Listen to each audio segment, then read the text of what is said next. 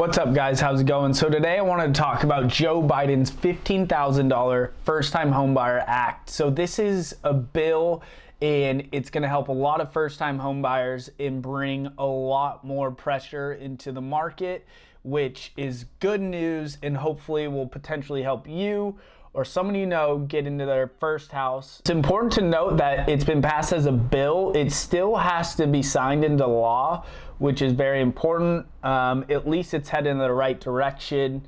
But what this is so if you owe, let's say, $20,000 in taxes and Joe Biden's doing the $15,000, that means that you now only owe $5,000. This reduces your actual tax bill. It's important to note it's not a tax deduction.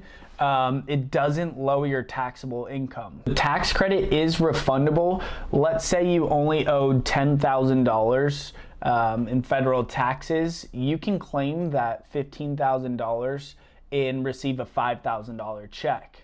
So even if you owe less than the $15,000, you're still getting basically a rebate, which is great. Overall, what this is going to do, it's going to encourage home ownership. So this will bring more buyers into the market, which will create more demand. And if there's not enough housing in the marketplace, then I think that prices will continue to go up. So even with this tax credit and incentivizing people to go out and purchase their first home, it might make it actually harder for people to purchase homes. There's a caveat to this. So some of the requirements are you can't make more than 160% of your area's average medium income. Another one is you must be a first-time home buyer or have owned a home or have not owned a home within the last 3 years. You must occupy the property as your primary residence for a minimum of 4 years. If you don't live in the property for those 4 years and the bank finds out, then you actually owe the amount that was given to you. So if you took that full $15,000 or you only owed, let's say, $10,000 and received that $5,000 of tax credit, then you're gonna actually have to pay that back if you don't stay in the property for a minimum of 4 years. What do you guys think? Do you think that this $15,000 proposal is going to put more pressure on the real estate market and actually end up pushing up prices? Or do you think that over time more inventory is gonna come to market and there's gonna be enough homes for everyone and this demand that's gonna be coming to market?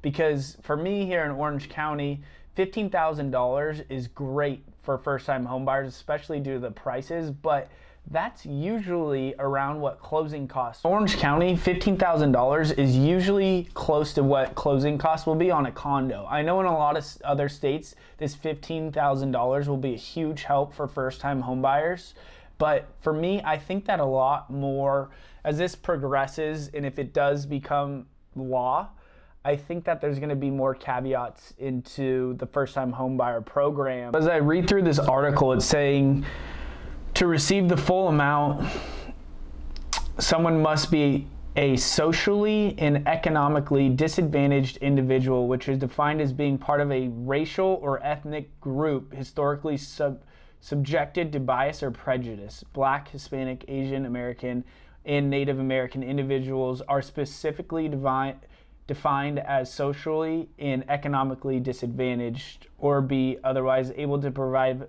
evidence of social disadvantage. After reading this, it's looking like this bill will be just for socially disadvantaged people. I don't know how you defined it. They defined it in the article, but I'm not sure if that's actually fair because there's a lot of people that might not fall into that category that don't have a lot of money to purchase a home but work very hard in hopes of one day owning and becoming a homeowner here in the United States because that's the American dream, right? So right now the bill is in the House and it still has to go through the Senate, and from what I'm reading, it's not looking like this will pass. It definitely won't here in 2021. It could in the future, but it's the least topic of conversation and them recognizing how expensive it is to purchase a house as a first-time home buyer, as we have basically income staying level while asset prices continue to skyrocket. I think this program will not get passed in the future. Like I said, there's going to be a lot more caveats to it, and I think that if it does pass, it's just going to put more pressure on the housing market and be even harder for the people that don't qualify for this $15,000 tax reduction to purchase their first time house. So let me know what you guys think in the comments. Do you think this is going to pass? Do you think this is good or bad for the real estate market? Thank you guys so much for watching, and I'll see you in the next video.